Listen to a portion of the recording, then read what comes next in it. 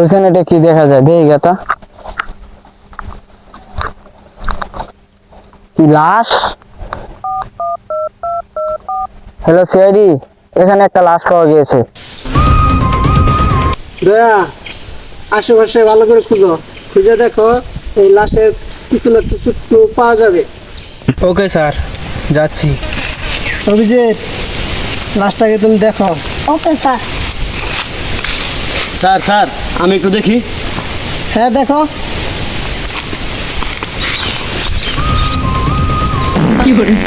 Sir sir লাশে বাদ মারছে। লাশে আবার রাত মারে। দয়া, জি স্যার। ওই ছেলেটাকে বড় স্যার আত্মীয় তো, বড় স্যার চাকরি দিছে। ও আইসি, তাহলে তো চাকরি পাওয়ার কথা না। এই উঠো। দয়া, কি কারণে ওর মৃত্যু হতে পারে একটু দেখো তো। আচ্ছা স্যার, দেখতাছি। স্যার স্যার স্যার আমি দেখি একটু। হ্যাঁ, এই ছেলেটা এত হাই ভোল্টেজে কথা বলে কেন? স্যার নতুন তো, আর দুই একটা চর খেলে এমনি ঠিক হয়ে যাব।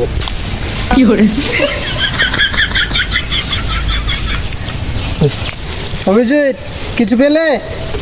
ও স্যার, পাইছি তো, সকালে মনে হয় দাঁত মারাই নাই। অভিজিৎ, এদিকে আসো। জি স্যার। দয়া, কালকের ভিতরে এই দুটোটা চাকরি নোট করে দিবা।